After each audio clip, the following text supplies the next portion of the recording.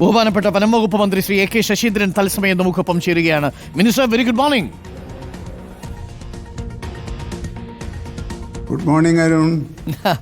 ചെറിയ സമ്മർദ്ദത്തിലാണോ അങ്ങ്? Good morning. ഒരു സമ്മർദ്ദവുമില്ല, വളരെ സന്തോഷത്തിലാണ്. ആണല്ലേ? എന്നാൽ വനവുമായി ബന്ധപ്പെട്ട കാര്യങ്ങളിൽ ഞാൻ അസ്വസ്ഥനുമാണ്. അതെ, ഞാൻ അതിലേക്ക് വരാം, വനത്തിന്റെ കാര്യത്തിലേക്ക് വരാം. അതാണ് പ്രധാനപ്പെട്ട വിഷയമെങ്കിലും ഞാൻ രണ്ട് ചോദ്യങ്ങൾ, പ്രത്യേകിച്ച് ഈ പാർട്ടിക്കുള്ളിലും അതുമായി ബന്ധപ്പെട്ട വാർത്തകൾ പ്രചരിക്കുന്നുണ്ടല്ലോ, നേരിട്ട് തന്നെ അങ്ങോട്ട് ചോദിക്കാമെന്ന് കരുതിയതാണ്. ഞാൻ അങ്ങോട്ട് ചോദിക്കുന്നത്, യഥാർത്ഥത്തിൽ ഈ തോമസ് കെ തോമസിന്റെ മന്ത്രിസ്ഥാനത്തിന് തടസ്സമായി നിൽക്കുന്നത് എന്താ?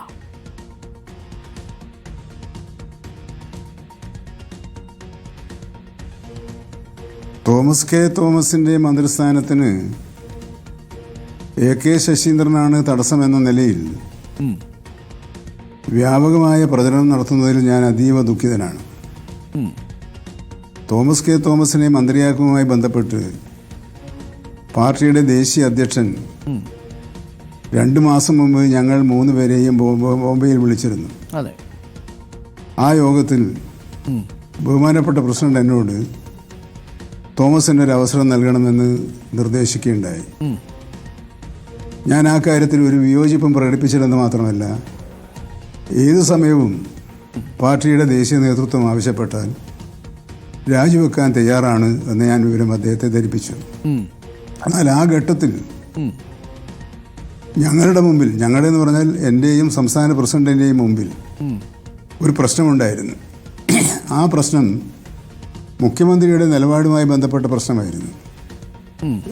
അതുകൊണ്ട് ഞാൻ പറഞ്ഞത്, ഞാൻ രാജിവെക്കുന്നതിലൂടെ തോമസ് മന്ത്രിയാകുമെന്ന കാര്യത്തിൽ ഒരു ഉറപ്പ് വേണം.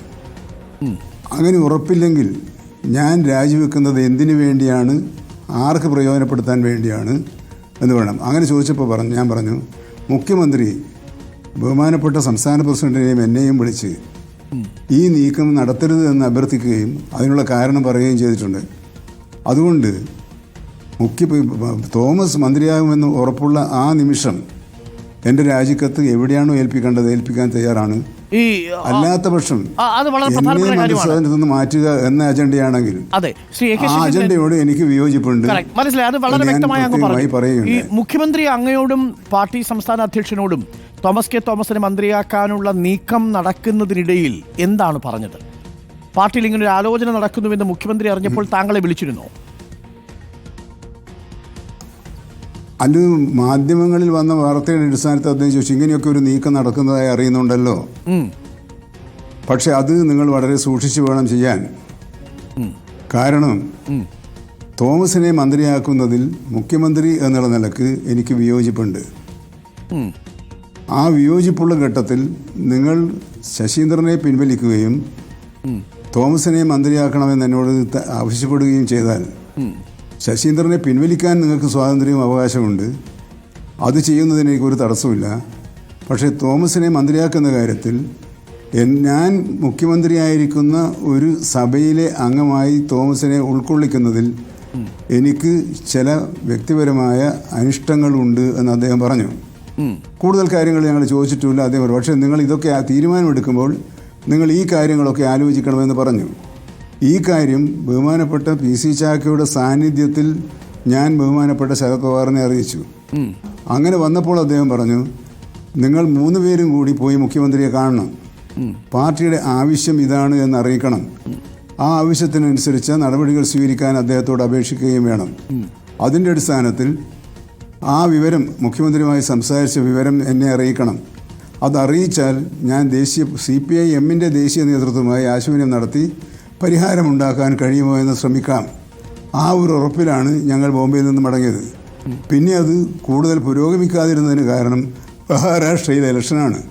ഇലക്ഷൻ കഴിയുന്നവരെ ബഹുമാനപ്പെട്ട ശരത് പവാർജിക്ക് ആ കാര്യത്തിൽ ശ്രദ്ധിക്കാൻ കഴിയില്ല എന്നുള്ളത് എല്ലാവർക്കും അറിയാവുന്ന കാര്യമാണ്. അങ്ങനെ വന്നപ്പോൾ ഞങ്ങൾ സംസാരിക്കാമെന്നും വിവരം അറിയിക്കാമെന്നും പറഞ്ഞു. കേരളത്തിലെ സംസ്ഥാന ഉന്നതതല യോഗം കൂടിയപ്പോൾ ഈ കാര്യം സംസ്ഥാന പ്രസിഡന്റ് അവിടെ റിപ്പോർട്ട് ചെയ്യും. അന്നെടുത്ത തീരുമാനം, ദേശീയ നേതൃത്വം എടുക്കുന്ന തീരുമാനം എന്താണോ ആ തീരുമാനം അനുസരിച്ച് മുമ്പോട്ട് പോകാമെന്നും, തെരഞ്ഞെടുപ്പ് നടക്കുന്ന കാലമായതുകൊണ്ട് ഇത് സംബന്ധിച്ച ഒരു കാര്യവും മാധ്യമങ്ങളിലോ മറ്റു സ്ഥലത്തോ ഉണ്ടാകാൻ പാടില്ലെന്നും തീരുമാനിച്ചു. പക്ഷേ ആ തീരുമാനം നമ്മൾ എടുത്തതിന് ശേഷവും വാർത്തകൾ വന്നുകൊണ്ടിരുന്നു. അങ്ങനെ വന്ന വാർത്തകളിൽ ഞാൻ അസ്വസ്ഥനാണ്. അതായത് വളരെ പ്രധാനപ്പെട്ട കാര്യമാണ്. അങ്ങ് കൃത്യമായിട്ട് ആ പാർട്ടിയുടെ നിർദ്ദേശം പാലിച്ചു. ആ സമയത്തൊന്നും താങ്കൾ അങ്ങനെ പ്രതികരിച്ചതുമില്ല. ഇപ്പോഴാണ് താങ്കൾ അത് തുറന്നു പറയുന്നത്, ആ മുഖ്യമന്ത്രിയുടെ അനിഷ്ടവുമായിട്ട് ബന്ധപ്പെട്ട കാര്യം. എന്തുകൊണ്ടായിരിക്കും മുഖ്യമന്ത്രിക്ക് അങ്ങനെ ഒരു അനിഷ്ടം തോമസ് കെ തോമസിനോട് തോന്നിയിട്ടുണ്ടാവുക? വ്യക്തിപരമായിട്ട് അവർ പിണങ്ങേണ്ട കാര്യമൊന്നുമില്ലല്ലോ. അദ്ദേഹവുമായി ബന്ധപ്പെട്ട് കേട്ട ചില വാർത്തകളിൽ മുഖ്യമന്ത്രി അസ്വസ്ഥനായിരുന്നു എന്ന് വേണമോ മനസ്സിലാക്കാൻ?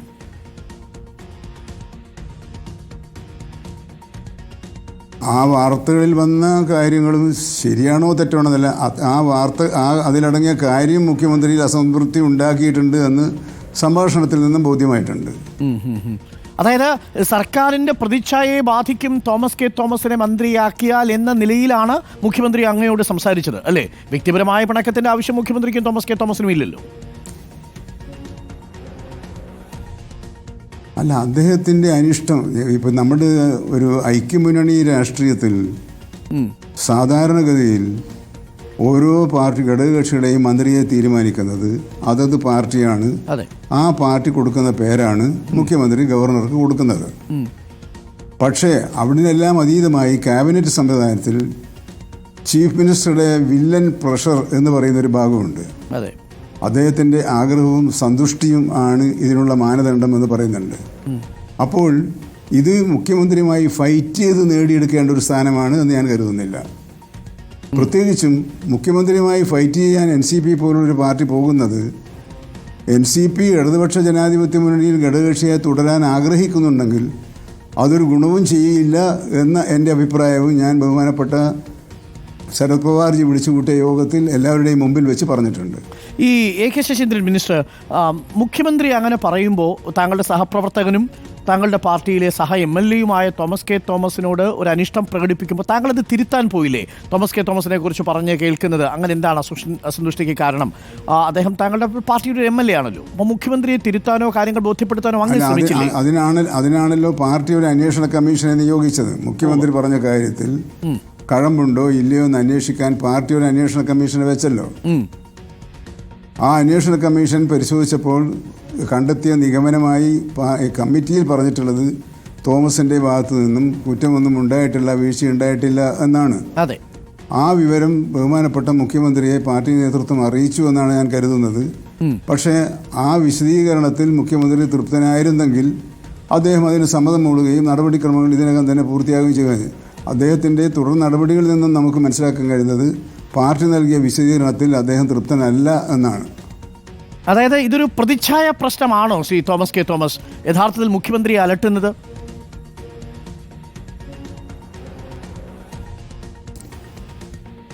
അല്ല, അത് മുഖ്യമന്ത്രിയുടെ മനസ്സിരിപ്പ് എന്താണ് എന്ന് വളരെ ആഴത്തിൽ വിത്തും വേരും ചികഞ്ഞ് പരിശോധിക്കാനുള്ള സ്വാതന്ത്ര്യമോ അവകാശമോ നമുക്കാർക്കും ഇല്ലല്ലോ. അതായത് തോമസ് കെ തോമസിനെ മന്ത്രിയാക്കുന്നത് ഈ മന്ത്രിസഭയ്ക്ക് ഗുണം ചെയ്യില്ല എന്നാണ് മുഖ്യമന്ത്രിയുടെ നിലപാട്. അത് പക്ഷേ താങ്കളുടെ പാർട്ടിയിൽ തന്നെയുള്ളൊരു MLA അങ്ങനെ മന്ത്രിയാക്കേണ്ടതില്ല എന്നൊരു തീരുമാനം മുഖ്യമന്ത്രി എടുക്കുമ്പോൾ വേണമെങ്കിൽ വ്യാഖ്യാനിക്കാം. പക്ഷേ താങ്കൾ താങ്കൾ വ്യക്തിപരമായി അത് തിരുത്താൻ പോയില്ല മുഖ്യമന്ത്രിയോട്. അല്ല, അത് വ്യക്തിപരമായല്ലോ, ഇത് പാർട്ടി കാര്യമല്ലേ. ശശീന്ദ്രന്റെ ഒരു വ്യക്തിപരമായ വിഷയമല്ലല്ലോ ഇത് പാർട്ടി കാര്യമല്ലേ. ഇപ്പോഴും അങ്ങ് വിശ്വസിക്കുന്നുണ്ടോ അങ്ങ് ഒഴിയുകയാണെങ്കിൽ തോമസ് കെ തോമസിനെ മന്ത്രിസഭയിൽ എടുക്കില്ല എന്ന് തന്നെയാണോ ഇപ്പോഴത്തെ ആക്കാൻ ചിലർ ശ്രമിച്ചിട്ടുണ്ട്? ഇത് വ്യക്തിപരമല്ല. അതെ, മനസ്സിലായി. ഇതൊരു രാഷ്ട്രീയമായ ഇപ്പോഴത്തെ സാഹചര്യത്തിലും താങ്കൾ ഒഴിയുകയാണെങ്കിൽ തോമസ് കെ തോമസ് മന്ത്രിയാവുമെന്ന് ഒരു ഉറപ്പുമില്ല എന്നാണോ താങ്കൾ ഇപ്പോഴും കരുതുന്നത്? ഇപ്പോഴത്തെ സ്ഥിതി അതാണ്. ഇനിയിപ്പം ബഹുമാനപ്പെട്ട പ്രകാശ് കാരാട്ട് ബഹുമാനപ്പെട്ട മുഖ്യമന്ത്രിയുമായി സംസാരിച്ച് ആ സംസാരത്തിൽ നിന്നും വെളുത്ത പുക വരികയാണെങ്കിൽ അതിൽ ആദ്യം ആഹ്ലാദിക്കുന്നത് ഞാനായിരിക്കും. എൻ്റെ രാജിക്കത്ത് ആ നിമിഷം മുഖ്യമന്ത്രിയുടെ ഓഫീസിലെത്തും. ഓക്കെ, അതൊരു വളരെ പ്രധാനപ്പെട്ട നീക്കമാണ്. അതിനകത്തൊരു സത്യസന്ധതയുണ്ട് എന്നത് പ്രേക്ഷകർക്ക് ബോധ്യമാവുകയും ചെയ്യും. അപ്പോൾ പാർട്ടിക്കൊരു മന്ത്രിസ്ഥാനം വേണമെന്ന് മാത്രമേ താങ്കൾ ആഗ്രഹിക്കുന്നുള്ളൂ. അത് താങ്കളാകണമെന്ന് താങ്കൾക്കൊട്ടും പിടിവാശിയില്ല. തോമസ് കെ തോമസിനെ മന്ത്രിയാക്കി എൻ്റെ ആഗ്രഹമല്ല, പാർട്ടിക്ക് മന്ത്രിസ്ഥാനം ഇല്ലാതാക്കുന്ന ഒരു സ്ഥിതിയിലേക്ക് കാര്യങ്ങൾ പോകുന്നത് ദോഷം ചെയ്യും എന്ന് കരുതുന്നവരാണ് പാർട്ടിയിലെ ഉത്തരവാദപ്പെട്ട സ്ഥാനങ്ങളിലിരിക്കുന്ന മിക്കവാറും ആളുകൾ വന്നുമാണ് അവരുടെ പെരുമാറ്റത്തിൽ നിന്നും വർത്തമാനത്തിൽ നിന്നും ഞാൻ മനസ്സിലാക്കിയിട്ട് ഞാൻ ആരോടും വ്യക്തിപരമായി സംസാരിക്കുകയും വിശദീകരിക്കാൻ ശ്രമിക്കുന്നതിലും അവരുടെ പ്രവർത്തനങ്ങളിൽ നിന്ന്, വാക്കുകളിൽ നിന്ന്, പെരുമാറ്റത്തിൽ നിന്ന് പാർട്ടിക്ക് തോമസ് ആയാലും AK ശശീന്ദ്രനായാലും ഗുണമുണ്ടെങ്കിലും ദോഷമുണ്ടെങ്കിലും പ്രതിനിധി വേണമെന്ന കാര്യത്തിൽ പാർട്ടിയിലെ മിക്കവാറും എല്ലാ ആളുകൾക്കും ഒരേ അഭിപ്രായമാണ് എന്നെനിക്കത്. പക്ഷേ ആ പാർട്ടിയിലെ മഹാഭൂരിപക്ഷത്തിൻ്റെ അഭിപ്രായത്തെ മാനിക്കാതെ വിധത്തിലുള്ള ഒരു തീരുമാനമെടുക്കുന്നത് ആത്യന്തികമായി ഇപ്പോൾ ആരെങ്കിലും ജയിക്കുകയോ തോൽക്കുകയോ ചെയ്യും, അത് ഗുണം ചെയ്യില്ല. പക്ഷേ ഇവിടെ തോൽക്കലും ജയിക്കലുമല്ല, പാർട്ടിക്ക് ആത്യന്തികമായി ഗുണമെന്താണ് എന്ന ആലോചനയുടെ പക്ഷത്തായിരിക്കണം പാർട്ടി നേതൃത്വം നിൽക്കേണ്ടത് എന്ന അഭിപ്രായം എനിക്കുണ്ട്. ആ അഭിപ്രായം ഞാൻ കേന്ദ്ര നേതൃത്വത്തെ അറിയിച്ചിട്ടുണ്ട്. ഓക്കെ, ഒരു കാര്യം കൂടി ഞാൻ ചോദിച്ചതിൽ ഇതിൽ നിന്ന് അവസാനിപ്പിക്കാം. ഈ വിവാദങ്ങളൊന്നും എന്തെങ്കിലും പാർട്ടിക്ക് ഗുണകരമാകുമെന്ന് താങ്കൾ കരുതുന്നുണ്ടോ? ഇപ്പോൾ താങ്കളെക്കുറിച്ചുള്ള പൊതുവേ ഉയരുന്ന ഒരു പ്രതിച്ഛായ എന്ന് പറയുന്നത് ഈ വിവാദങ്ങൾ പ്രകാരം താങ്കൾ ഈ കസേരയിൽ ഇങ്ങനെ അള്ളിപ്പിടിച്ചിരിക്കാൻ ശ്രമിക്കുന്നു, കസേരയിൽ പറ്റിപ്പിടിച്ചിരിക്കാൻ ശ്രമിക്കുന്ന ഒരാളാണ്. ഈ മനുഷ്യൻ ഇത്രയും അധികം രാഷ്ട്രീയ പരിചയമൊക്കെ ഇല്ലേ, എന്നിട്ട് എന്തിനാണ് ഈ കസേരയോട് ഇത്ര വലിയ ആർത്തി എന്ന രീതിയിൽ പൊതുസംസാരം ഉണ്ടാകുന്ന നിലയിലേക്ക് തോമസ് കാര്യങ്ങൾ കൊണ്ടുപോകുന്നുണ്ടോ? അതാണ് ദൗർഭാഗ്യകരം. ഇത് AK ശശീന്ദ്രൻ രാജിവെക്കാത്തത് കൊണ്ടാണ്, സ്ഥാനത്ത് തള്ളിപ്പിടിച്ചിരിക്കുന്നത് കൊണ്ടാണ് തോമസ് കെ മന്ത്രിയാകാത്തത് എന്ന പ്രചരണം ബോധപൂർവം നമ്മുടെ പാർട്ടിയിലെ സംസ്ഥാന താഴെത്തട്ടിലുള്ള പ്രവർത്തകന്മാരിൽ എത്തിക്കാനുള്ള നീക്കം നടക്കുന്നു എന്നതിൽ മാത്രമാണ് എൻ്റെ ഉത്കണ്ഠയും മനപ്രയാസവും. ഞാൻ ആവർത്തിച്ച് വ്യക്തമാക്കുന്നത് തോമസ് മന്ത്രിയാകാനുള്ളൊരു സാഹചര്യം അതിൻ്റെ നേരിയ സൂചന കിട്ടിയാൽ AK ശശീന്ദ്രൻ്റെ മന്ത്രിസ്ഥാനം ഒരു തടസ്സമാവുകയില്ല. ആ നിമിഷം രാജിവെച്ച് അതിനുള്ള വഴി ഒരുക്കാൻ ഞാൻ ഒരുക്കമാണെന്ന് ഞാൻ ദേശീയ നേതൃത്വത്തെ അറിയിച്ചിട്ടുണ്ട്, സംസ്ഥാന നേതൃയോഗത്തിൽ അറിയിച്ചിട്ടുണ്ട്, മിനിയാന്ന് കൂടിയിട്ടുള്ള സംസ്ഥാന എക്സിക്യൂട്ടീവിലും അറിയിച്ചിട്ടുണ്ട്.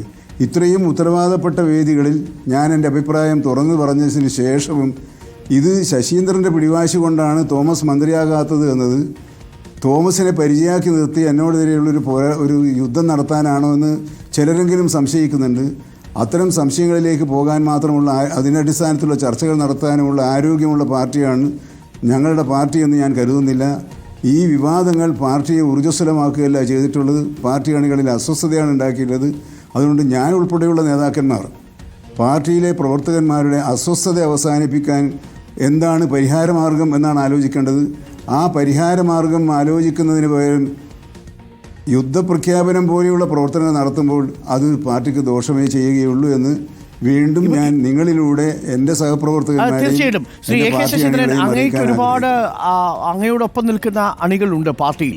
അങ്ങാണല്ലോ പാർട്ടിയുടെ ഒരു ഫേസ് എന്ന് പറയുന്നത്, ബാക്കിയുള്ള ആൾക്കാരൊക്കെ പിന്നീട് വന്നവരുമാണ്.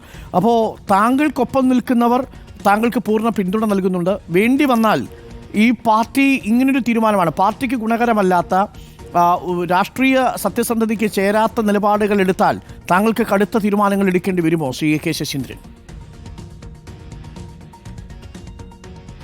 അതൊരു ഹൈപ്പോത്തറ്റിക്കൽ ക്വസ്റ്റ്യനാണ്. ഞാൻ വിചാരിക്കുന്നത് ഇത് ശുഭമായി തന്നെ തീരുമെന്നാണ്.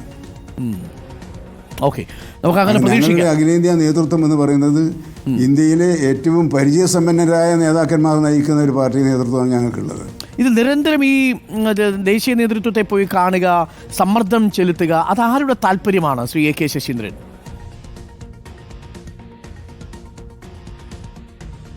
അത് പാർട്ടിയുടെ ദേശീയ നേതൃത്വത്തിൽ ഇരിക്കുന്ന ബഹുമാനപ്പെട്ട പ്രസിഡന്റിനെ കാണുന്നതും കാണാതിരിക്കുന്നതുമൊന്നും അതൊരു പ്രശ്നമില്ലല്ലോ, കാണാമല്ലോ, എപ്പോൾ വേണമെങ്കിലും കാണാമല്ലോ. പക്ഷേ ഞാൻ എൻ്റെ അഭിപ്രായം അറിയാനും എന്നെ പങ്കെടുപ്പിക്കാനുള്ള ചർച്ചകൾ വരുമ്പോൾ മാത്രമേ ഞാൻ ഡൽഹിയിൽ പോകാറുള്ളൂ, പ്രസിഡന്റിനെ കാണാറുള്ളൂ. ഞാൻ അനാവശ്യമായി പോയി പ്രസിഡന്റിനെ എപ്പോഴും കാണുന്ന ഒരാളല്ല. ഡൽഹിയിൽ തന്നെ ഞാൻ അപൂർവമായിട്ടേ പോകാറുള്ളൂ. എന്നാൽ ഡൽഹിയിൽ ഔദ്യോഗിക ആവശ്യാർത്ഥം പോയാൽ പ്രസിഡന്റ് ഓഫീസിലുണ്ടെങ്കിൽ ഓഫീസിൽ പോയി അദ്ദേഹത്തെ സന്ദർശിക്കുക എന്നത് എൻ്റെ ഒരു പതിവാണ്. അത് ചെയ്യാൻ എല്ലാവർക്കും അധികാരമുണ്ട്, അവകാശമുണ്ട്. അതൊന്നും ഒരു പാർട്ടി വിരുദ്ധ നടപടിയായോ എന്തെങ്കിലും ഒരു പ്രത്യേകതയുള്ളത് കൊണ്ട് ദൗത്യം നിർവഹിക്കാനോ അല്ല. അത് പാർട്ടി നേതൃത്വത്തോടും പരസ്പരമുള്ള ബഹുമാനവും സ്നേഹവുമാണ്. Okay. അതിനപ്പുറത്തേക്ക് അതിനെ വ്യാഖ്യാനിക്കേണ്ട ആവശ്യമൊന്നുമില്ല. Okay, thank you Shri A K Saseendran. എന്തായാലും ശുഭകരമായ ആ രാഷ്ട്രീയ പ്രശ്നം പരിഹരിക്കട്ടെ. ഞാനൊരു 2 ചോദ്യങ്ങൾ കൂടി എനിക്ക് വനംവകുപ്പ് മന്ത്രി എന്ന നിലയിൽ, ഇപ്പോൾ ഈ കുട്ടമ്പുഴയിലുണ്ടായ സംഭവം അങ്ങനെ ദൗർഭാഗ്യകരമാണെന്ന് പറഞ്ഞു. ഞങ്ങളെല്ലാവരും വളരെ ആയിട്ടാണ് ആ വിഷയത്തെ സമീപിച്ചത്. അങ്ങ് ഞാനടക്കം ഇതിൽ വിമർശിക്കുകയൊക്കെ ചെയ്തിട്ടുണ്ട്. അതൊക്കെ അങ്ങ് സതുദ്ദേശത്തിലെടുക്കും എന്ന് കരുതുന്നു. ഒരുപാട് കാര്യങ്ങൾ വനംവകുപ്പ് ചെയ്യാൻ ശ്രമിച്ചിട്ടുണ്ട്. പക്ഷേ പലയിടങ്ങളിലും കാര്യമായി കാര്യങ്ങൾ നടക്കാതെ പോകുന്നുണ്ട്. ഇപ്പോൾ കുട്ടമ്പുഴയിലടക്കം അപ്പോൾ ട്രെഞ്ചിങ് ഒരു വർഷം മുമ്പ് തന്നെ വാഗ്ദാനം ചെയ്തിരുന്നതാണ്, നടന്നില്ല എന്ന് പറയുന്നു. ഫെൻസിങ് ഉണ്ടാക്കിയിട്ടും 4 വർഷത്തിനു ശേഷം അത് നോക്കാൻ വാച്ചർമാരില്ല എന്ന് പറയുന്നു. നമ്മുടെ വനം വകുപ്പിൽ വേണ്ടത്ര ഉദ്യോഗസ്ഥരില്ലേ? അതേപോലെ ഇത്തരം കാര്യങ്ങൾ മെയിൻറ്റെയിൻ ചെയ്യാനുള്ള സംവിധാനങ്ങളില്ലേ? എന്താണ് ബുദ്ധിമുട്ട് വനം വകുപ്പിനുള്ളത്? ചിലയിടങ്ങളിലെങ്കിലും വീഴ്ചകൾ സംഭവിക്കുന്നുണ്ടോ മിനിസ്റ്റർ? താങ്കൾ പറഞ്ഞതുപോലെ വളരെ ദൗർഭാഗ്യകരമായ ഒരു സ്ഥിതിവിശേഷം നമ്മുടെ മലയോര മേഖലയിൽ നിലനിൽക്കുന്നുണ്ട് എന്നുള്ളത് സത്യമാണ്. കഴിഞ്ഞ 2-3 വർഷമായി കേരളത്തിൻ്റെ മലയോര മേഖലയിൽ വന്യജീവികളുടെ അക്രമം മൂലം മനുഷ്യർ കൊല്ലപ്പെടുകയും കൃഷിനാശമുണ്ടാവുകയും ചെയ്തതിൻ്റെ ഭാഗമായി വലിയ ദുരിതത്തിലുമാണ്.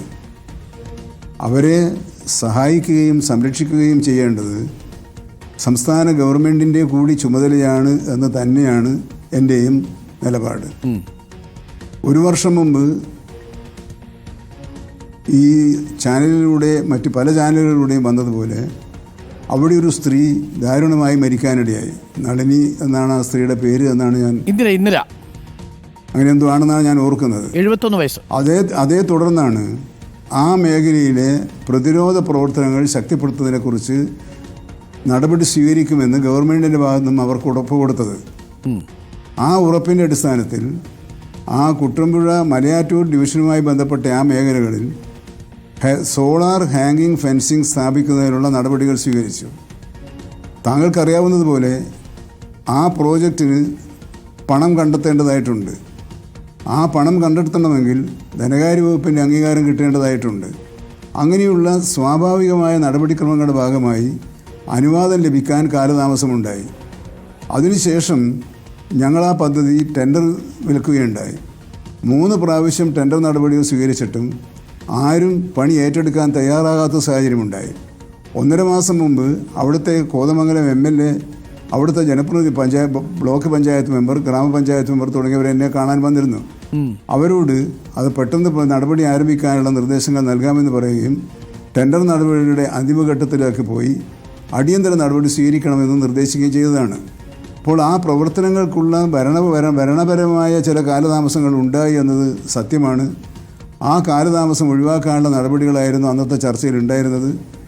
ഏതായാലും ദൗർഭാഗ്യകരമായി ഈ സംഭവം ഉണ്ടായതിനെ തുടർന്ന് ഈ കാര്യങ്ങൾ ഊർജിതപ്പെടുത്താൻ തീരുമാനിച്ചിട്ടുണ്ട്. 1. രണ്ടാമത്തെ കാര്യം, അവിടെ നമുക്ക് വേണ്ടത് ട്രെഞ്ച് കുഴിക്കുക തുടങ്ങിയുള്ള നടപടികളാണ്. താങ്കൾ സൂചിപ്പിച്ചതുപോലെ RRTകളുടെ എണ്ണം പരിമിതമാണ്. 24 ഡിവിഷനുകളുള്ള നമ്മുടെ കേരളത്തിൽ ആകെ 26 RRTകളാണ് പ്രവർത്തിക്കുന്നത്. അത് വളരെ പരിമിതമാണ്. RRTകളുടെ എണ്ണം ഇനിയും ഒരു 20-25 RRTകൾ അനുവദിച്ചാൽ മാത്രമേ നമ്മുടെ ഭൂമിശാസ്ത്രപരമായ കിടപ്പനുസരിച്ച് പ്രശ്നങ്ങളുണ്ടാകുമ്പോൾ വനമേഖലയിലെ സേനക്ക് അവിടെ ഓടിയെത്താനും നടപടികൾ സ്വീകരിക്കാനും സാധിക്കുകയുള്ളൂ. അതിനുള്ള നിർദ്ദേശം ധനകാര്യ വകുപ്പിന്റെ പരിഗണനയിലാണ്. അതായത് വനംവകുപ്പിന് വേണ്ടത്ര പിന്തുണ ഇപ്പോൾ ധനവകുപ്പോ മറ്റു വകുപ്പുകളോ നൽകുന്നില്ലേ? ഉദാഹരണത്തിന് അവിടെ പഞ്ചായത്തിന്റെ സെക്രട്ടറിയെ 4 മാസമായിട്ട് അവിടെ കാണാനില്ല. അവിടെ വഴിവിളക്കുകൾ തെളിയിക്കണം, അതിന് ഉത്തരവാദിത്വം പഞ്ചായത്തിനാണ്. പക്ഷേ അവിടെ ആന നിൽക്കുന്നു എന്നതറിയണം, അതിന് ഉത്തരവാദിത്വം ഈ പറയുന്ന വനംവകുപ്പ് ഉദ്യോഗസ്ഥർക്കാണ്. വഴിവിളക്കില്ലാത്ത സ്ഥലത്ത് വനംവകുപ്പ് ഉദ്യോഗസ്ഥർ പോയാലും ബുദ്ധിമുട്ടാണ്. അപ്പോൾ മൊത്തത്തിലൊരു ഏകോപനത്തിൻ്റെ കുറവ് കുട്ടമ്പുഴ അടക്കമുള്ള പ്രദേശങ്ങളിലുണ്ടോ? വനംവകുപ്പിന് ആ അർത്ഥത്തിൽ സാമ്പത്തികമായിട്ട് ഒരു കരുത്തും പിന്തുണയും ധനവകുപ്പ് നൽകുന്നില്ലേ?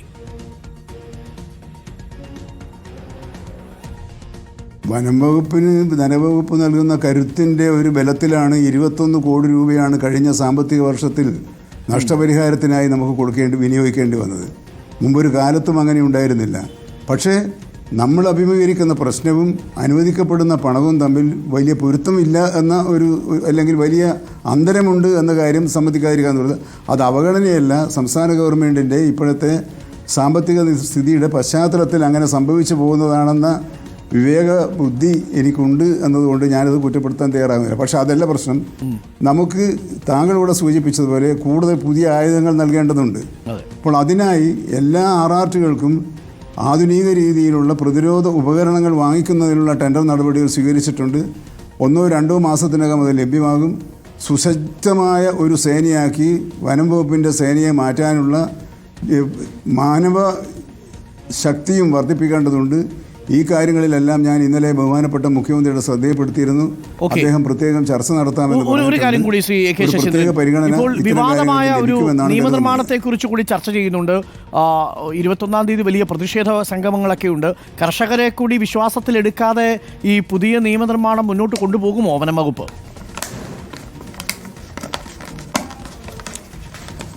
ഒന്നാമത്, അടിസ്ഥാനപരമായി ഈ ആരോപണത്തിനൊരു യുക്തിയില്ല. എന്താണെന്ന് വെച്ചാൽ, നിലവിലുള്ള വനസംരക്ഷണ നിയമത്തിലെ വകുപ്പുകൾ എന്താണ്? ആ വകുപ്പുകളിൽ വരുത്തിയ ഏത് മാറ്റമാണ് കർഷക ദ്രോഹം? ഒരു ഉദാഹരണം ഞാൻ പറയാം. ഇപ്പോൾ അവർ പറയുന്നത് ബീറ്റ് ഓഫീസർമാർക്ക് അറസ്റ്റ് ചെയ്യാനുള്ള അധികാരം നൽകി. ശരിയാണ്. എന്നാൽ നിലവിലുള്ള വ്യവസ്ഥ എന്താണ്? നിലവിലുള്ള വ്യവസ്ഥ ഫോറസ്റ്റ് ഓഫീസർ എന്ന് വിശേഷിപ്പിക്കാവുന്ന ഏത് ഉദ്യോഗസ്ഥനും അറസ്റ്റ് ചെയ്യാനും കസ്റ്റഡിയിലെടുക്കാനുള്ള അധികാരമുണ്ടെന്നാണ്. അതിനർത്ഥം ഫോറസ്റ്റ് വാച്ചർക്ക് പോലും ഫോറസ്റ്റിലുമായി ബന്ധപ്പെട്ട കേസുകളിൽ പ്രതികൾ എന്ന് കരുതപ്പെടുന്നവരെ അറസ്റ്റ് ചെയ്യാനും കസ്റ്റഡിയിലെടുക്കാനും ചോദ്യം ചെയ്യാനുമുള്ള അധികാരമുണ്ടെന്നാണ് നിലവിലുള്ള വ്യവസ്ഥ. ആ നിലവിലുള്ള വ്യവസ്ഥ അത്ര താഴെ തലത്തിൽ കൊടുക്കേണ്ടതില്ല. ഏറ്റവും ചുരുങ്ങിയത് ബീറ്റ് ഫോറസ്റ്റ് ഓഫീസർമാരെങ്കിലും ആയിരിക്കണം എന്ന ഭേദഗതി വരുത്തിയത് കൂടുതൽ ഇളവ് വരുത്തുകയാണ് ചെയ്തിട്ടുള്ളത്. കൂടുതൽ ആളുകൾക്ക് അധികാരം നൽകുകയല്ല ചെയ്തിട്ടുള്ളത്. കർഷക സമൂഹമായ ഒരു ചർച്ചയ്ക്ക് തയ്യാറാണോ മിനിസ്റ്റർ? അവരെ ബോധ്യപ്പെടുത്തിയല്ലേ ഈ കാര്യങ്ങൾ നടത്തൂ? Let me finish. രണ്ടാമത്തത്, ഇവിടെ ഇന്നലെ വരെ ഈ ഇപ്പോഴുള്ള നിയമത്തിൽ ഒരു കുറ്റകൃത്യം നടന്നാൽ കോമ്പൗണ്ട് ചെയ്യാനുള്ള അധികാരമില്ലാത്ത ഏക വകുപ്പ് വനംവകുപ്പാണ്. അങ്ങനെ കോമ്പൗണ്ട് ചെയ്യാൻ അനുവദിക്കുന്നത് കർഷകർക്ക് ഗുണമാണോ ദോഷമാണോ? 3, വനത്തിനുള്ളിൽ മീൻ പിടിക്കാൻ അനുവദിക്കാം. വനത്തിനുള്ളിൽ നിലവിലുള്ള നിയമം അനുസരിച്ച് ആദിവാസി സമൂഹങ്ങൾക്ക് മാത്രമേ മീൻ പിടിക്കാൻ അവകാശമുള്ളൂ. ആ അവകാശം ഉറപ്പിക്കുകയാണ് നിയമത്തിൽ ചെയ്തിട്ടുള്ളത്. പിന്നെ രണ്ടാമത്തെ താങ്കൾ ചോദിച്ച ചോദ്യം, ഇതൊരു കരട് ബില്ലാണ്. ഈ കരട് ബില്ല് ഗസറ്റിൽ പ്രസിദ്ധീകരിക്കുന്നത് എന്തിനു വേണ്ടിയാണ്? സമൂഹത്തിൻ്റെ അറിവിലേക്കാണ് ഗസറ്റ് പ്രസിദ്ധീകരിക്കുന്നത്.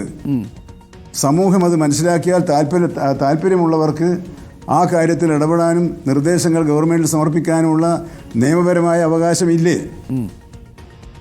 2, ഈ ബില്ല് അവതരിപ്പിച്ച ബില്ല് ഇനി നിയമസഭയിൽ അവതരിപ്പിക്കും. നിയമസഭയിൽ അവതരിപ്പിച്ചാൽ അങ്ങോട്ട് ആ നിയമസഭാ സമ്മേളനം അങ്ങോട്ട് പാസ്സാക്കുകയല്ല ചെയ്യുക. ആ നിയമം സബ്ജക്ട്സ് കമ്മിറ്റിയുടെ പരിഗണനയ്ക്ക് വിടണം. സബ്ജക്ട്സ് കമ്മിറ്റി എന്ന് പറയുന്നത് എല്ലാ കക്ഷികളിലും പെട്ട MLA-മാർ ഉൾക്കൊള്ളുന്നതാണ് സബ്ജക്ട്സ് കമ്മിറ്റി. അവിടെ മെമ്പർമാർക്ക് ഭേദഗതി നിർണ്ണയിക്കാം. ആ സബ്ജക്ട് കമ്മിറ്റിയുടെ നിർദ്ദേശത്തോടു കൂടിയ ഭേദഗതിയോടുകൂടെ ബില്ലാണ് അവസാന ഘട്ടത്തിൽ നിയമസഭയിൽ അവതരിപ്പിക്കുക. ആ ഘട്ടത്തിൽ ഭരണപക്ഷത്തും പ്രതിപക്ഷത്തുമുള്ള MLA-മാർക്കെല്ലാം ഭേദഗതി നിർദ്ദേശിക്കാനും ആ ഭേദഗതി സംബന്ധിച്ച് ചർച്ച ചെയ്യാനും തീരുമാനമെടുക്കാനുള്ള അവസരമുണ്ട്. അങ്ങനെ ഒരു സുദീർഘമായ പ്രോസസ്സിലൂടെ മാത്രമേ ഇത് പോകൂ എന്നറിയാത്തവരുള്ള സമരാഹ്വാനം നടത്തുന്നത് അവർക്ക് നല്ലതുപോലെ അറിഞ്ഞുകൊണ്ട് തന്നെ മലയോര മേഖലയിലെ കർഷകരുടെ മനസ്സിൽ തീക്കോരിയിടാനുള്ള ഒരു ആൻറ്റി ഗവൺമെൻറ് നീക്കമായിട്ടാണ് ഇതിനെ കാണാൻ സാധിക്കുകയുള്ളൂ. എന്നാൽ താങ്കൾ നിർദ്ദേശിച്ചതുപോലെ ഏത് കർഷക സംഘടനയ്ക്കും എപ്പോൾ വേണമെങ്കിലും ഗവൺമെൻറ്റുമായി ചർച്ച ചെയ്യാൻ ഗവൺമെൻറ്റിന് യാതൊരു മടിയുമില്ല എന്ന് താങ്കളിലൂടെ ഈ വിഭാഗത്തെ അറിയിക്കാൻ ഞാൻ ആഗ്രഹിക്കുന്നു. Thank you Shri A K Saseendran. തുടർന്നും അങ്ങ് തുടരുക. ബാക്കി കാര്യങ്ങളൊക്കെ സമാധാനമായിട്ട് അവസാനിക്കട്ടെ. രാഷ്ട്രീയമായ അനിശ്ചിതത്വങ്ങളൊക്കെ അവസാനിക്കട്ടെ. Shri A K Saseendran, thanks a lot. ഈ പ്രഭാതത്തിൽ നമുക്കൊപ്പം വനം വകുപ്പ് മന്ത്രി എ കെ ശശീന്ദ്രനായിരുന്നു. ഒട്ടേറെ കാര്യങ്ങൾ പറഞ്ഞു. മുഖ്യമന്ത്രിയുടെ അതൃപ്തിയാണ് തോമസ് കെ തോമസിനെ മന്ത്രിയാക്കുന്നതിനുള്ള കാരണം എന്ന് എ കെ ശശീന്ദ്രൻ തുറന്നു പറയുകയാണ്. ആ അതൃപ്തി തന്നെ അറിയിച്ചിരുന്നു എന്ന് എ കെ ശശീന്ദ്രൻ തുറന്നു പറയുകയാണ്.